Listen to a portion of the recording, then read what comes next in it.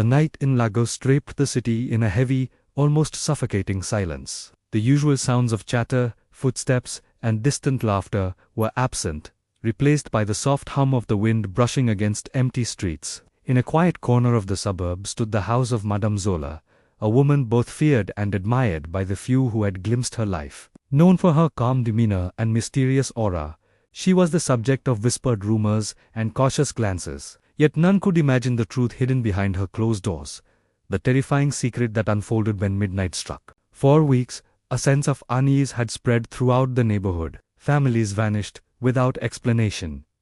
The Peters, the Okafers, the Mbakas, their homes remained eerily silent, the doors shut, yet nothing could be found inside to explain their disappearance. No one spoke of it openly, but the fear was palpable. Parents warned their children to stay inside, neighbors avoided walking after dark, and even the bravest souls hesitated to glance at Madame Zola's property. Despite the dread, curiosity had a way of pulling people toward danger, and some could not resist the lure of the unknown. Among them was young Kemi, a woman in her early 20s, known for her courage and inquisitive nature. She often lingered near the perimeter of Madame Zola's yard, careful to avoid being noticed, yet drawn irresistibly by the strange occurrences surrounding the house. Her heart pounded with every rustle of leaves, every faint hiss that seemed to echo from the shadows. Tonight, however, something felt different. The air was thicker, the wind carried a strange energy, and an unsettling presence seemed to hover over the garden fence. As the clock in the distant tower struck 12, Kemi's world shifted. A long, sinuous shadow emerged from the darkness, gliding silently over the yard. Its movements were unnatural, fluid, and deliberate. Kemi's breath caught in her throat. The legends whispered among neighbors, the vanished families, the strange lights. The noises were all true. The creature before her was alive, intelligent, and something beyond ordinary comprehension. The stories did not do justice to the horror that now unfolded before her eyes. Meanwhile, the neighbors across the street gathered in small groups, exchanging anxious words. Adisa, his voice trembling, spoke first. "Have you heard about the Okafor family? Gone. Just like that." Nana's eyes widened, and she whispered, "And the Mbakas last week. Who will be next?" Chaik, trying to calm himself, muttered, "We can't keep living like this. Something has to be done." Their faces reflected terror and disbelief, the camera capturing the wide-eyed fear that gripped them all. Outside, doors and windows were tightly shut, yet the night carried an oppressive sense of danger that could not be ignored. Kemi, despite her fear, edged closer. Every step on the gravel sounded deafening. Every snap of a twig made her heart jump. She peered through a gap in the fence, and there it was, a creature shimmering faintly under the moonlight. Its eyes glowed with a golden intensity, reflecting a consciousness that chilled her to the bone. Madame Zola had transformed not just into a snake, but into something far more terrifying. A predator who moved with purpose, intelligence, and an almost human-like awareness of its surroundings. The neighborhood felt the tension escalate as if the night itself was holding its breath. Even the trees seemed to lean closer, their shadows stretching unnaturally. Kemi watched as the creature slithered with deliberate grace, disappearing briefly behind bushes, then reappearing, every movement calculated. Fear rooted her to the spot, yet her curiosity, that dangerous spark, would not let her turn away. She realized the chilling truth.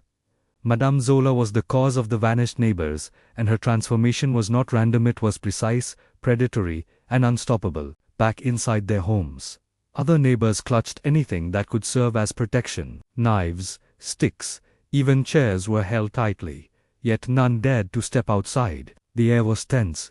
Each small sound amplified the hiss of wind, the rustle of leaves, the distant sound of shutters moving. The reality of the situation weighed heavily. This was no ordinary threat. Kemi's determination, however, propelled her to remain at the edge of the yard. She had to witness the truth, to understand what had turned Madame Zola into this deadly creature. As midnight deepened, shadows danced across the walls, and every movement of the snake-like figure was a symphony of suspense. It coiled, uncoiled, and glided silently, its golden eyes scanning the empty streets. Each vanished neighbor's fate seemed etched in the night itself, a reminder of the danger that no one could escape once it set its gaze upon them. The camera would follow every slither, every sudden movement, heightening the tension, ensuring that the audience remained on edge, unable to look away. Kemi felt an overwhelming mix of fear and fascination. She noticed subtle changes in the creature, the way it paused, as if contemplating, the slight flicker of movement, resembling thought. Madame Zola's transformation was complete, and yet traces of humanity lingered, making the horror more chilling. It was as if the monster carried the memory of her former self, a reminder that the lines between human and predator had blurred beyond recognition. The neighbors whispered among themselves, their fear now mixed with dread and helplessness. Adiza muttered, "We can't fight this, we don't understand it." Nana shook her head, unable to speak. Cheek's hands trembled as he gripped the rail of the staircase, realizing that the stories were no exaggeration. Every disappearing family had been a warning, yet they had all ignored it, thinking it was superstition. Now, faced with the reality, the weight of their inaction pressed heavily upon them. Kemi's resolve, however, grew. She realized that to survive or even comprehend what was happening, she had to face the unknown head-on. The creature's presence dominated the night, its movement dictating the rhythm of fear in the neighborhood. Every shadow became a threat, every flicker of light a potential signal of the next disappearance. The suspense built with every passing second, pulling both characters and audience deeper into the night's horror. As the first hints of dawn approached, the creature retreated into the shadows, leaving an unsettling silence in its wake. The neighbors remained in tense vigil, exhausted yet unable to relax. Kemi exhaled slowly, her mind racing with questions. Who would survive the night? Could anyone escape? What drove Madame Zola to this transformation, and what would she do next? The answers were elusive, but one thing was certain: the legend of the woman who became a snake at midnight was far from over, and the terror she brought would continue to haunt the neighborhood. The air remained heavy, the streets deserted, and the vanished neighbor's memory lingered like a shadow over every home. Fear and curiosity battled within each observer, making it impossible to ignore the threat lurking nearby. Kemi's eyes, wide with both awe and terror, followed the faint trail left by Madame Zola, knowing that the night would return, bringing with it the deadly transformation that no one could predict or evade. The night returned heavier than ever, as if the darkness itself had grown sentient, aware of every step the neighbors took. The streets of Lagos seemed endless and silent, but the oppressive presence of Madame Zola was unmistakable. Kemi's heart raced as she glanced around, realizing the danger she and her friends faced. The vanished neighbors' houses now loomed like tombs, empty shells whispering warnings to anyone who dared to linger. Yet, a sense of responsibility propelled Kemi forward. She could not allow fear to paralyze her. Inside her home, Kemi, Chaik, and Nana formed a small circle, whispering urgently. Adisa paced nearby, his eyes darting toward every shadow. "We have to act tonight," he said, voice tense. "If we wait, more will vanish." Chaik nodded, gripping a wooden stick tightly. Nana, trying to steady her breath, added, "We need to understand her. Maybe she's not entirely what we think." Their faces reflected terror and determination, a mix that fueled their courage against the unknown. As midnight approached, the transformation began once again. Madame Zola emerged from the shadows, her form rippling and twisting as the familiar, terrifying snake took shape. Her eyes glowed golden, scanning the empty street with predatory precision. The group outside froze, caught between fascination and fear, their hearts pounding in unison with the silent rhythm of the night. The creature's movements were deliberate, almost ritualistic, as if she were hunting and teaching her prey simultaneously. The camera shifted to a low-angle shot, showing the snake's sinuous body slithering toward a narrow alley where the Peters family had disappeared. Kemi stepped forward, her voice trembling but determined. "We can't just wait. We have to follow carefully and see if there's a way to stop this before it's too late." Nana shook her head, whispering, "And if we fail?" The tension tightened like a vice. Every shadow seemed alive, every whisper of wind a harbinger of doom. As they tracked Madame Zola, they discovered a faint pattern. Each house where a family vanished had a faint mark, subtle yet discernible to those who dared to look closely. Chaik pointed it out, eyes wide. "She's not random, she's strategic." The group realized that understanding her logic might be the key to survival. Each step they took carried risk, yet retreat was no longer an option. The suspense heightened with each heartbeat, keeping the audience on edge, wondering who would survive the night. Suddenly, a sharp hiss pierced the silence. Madame Zola's golden eyes fixed upon the group. The tension was almost unbearable. Kemi raised her hands, trying to communicate, to reach some fragment of the woman she once knew before the terrifying transformation.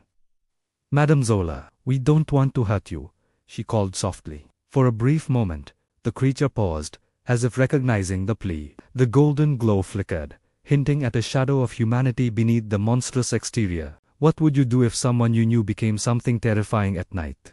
Comment below your thoughts and strategies. Don't forget to like and subscribe for more gripping African tales. The pause, however brief, gave the group a window of opportunity. They observed the creature's movement carefully, noting how she retreated slightly, coiling around a small section of the street that glowed faintly under moonlight. Nana whispered, "She's leading us, maybe showing something." Kemi's mind raced. Could it be a message, or a trap? The suspense was nearly unbearable as the neighbors followed cautiously, hearts pounding and senses heightened, every instinct screaming danger. Suddenly, a loud crash echoed from the corner of the street. The tension snapped. The snake vanished into the shadows, moving with breathtaking speed. The neighbors scattered, adrenaline pumping, yet Kemi stayed, determined to track the creature. She noticed subtle traces, footprints, scuffed dust, and the faint shimmer of scales reflecting moonlight. Slowly, the puzzle began to piece together, revealing Madame Zola's movements and the locations of previous disappearances. The audience could feel the mounting suspense with every carefully calculated step. As they reached the final house, the one that had once belonged to the Mbakas, they discovered a hidden entrance at the back, partially concealed under shadows and leaves. Kemi's breath caught in her throat. Could this be the place where the missing neighbors were held? She signaled the others to stay back, her voice barely a whisper. Slowly, she opened the door, revealing a dimly lit space below the house. The smell was earthy, raw, and the faint hiss resonated from deeper within. Every heartbeat felt like thunder in the silence.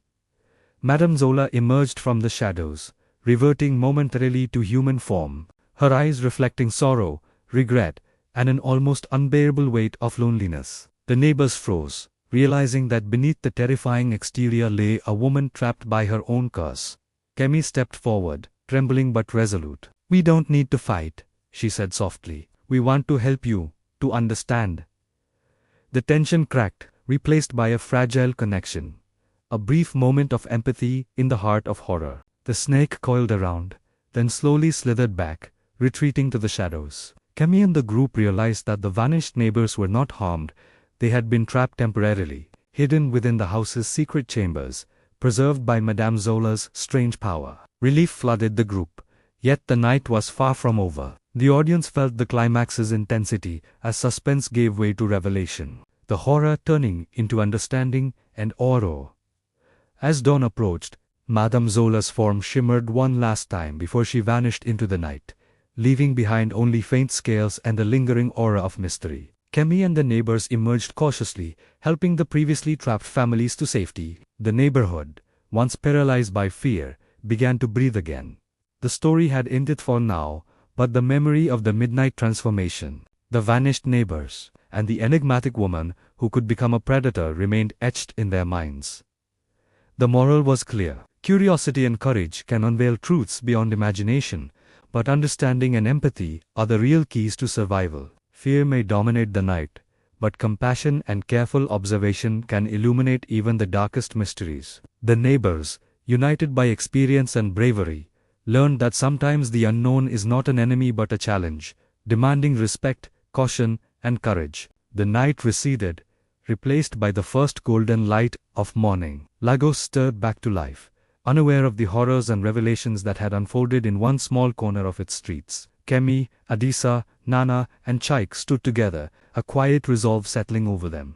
They had survived, understood, and most importantly, learned that every shadow holds a story, and every mysterious presence has a reason. The audience is left with lingering suspense, admiration for the courage displayed, and an unforgettable story of horror, mystery, and humanity intertwined in the heart of modern Africa.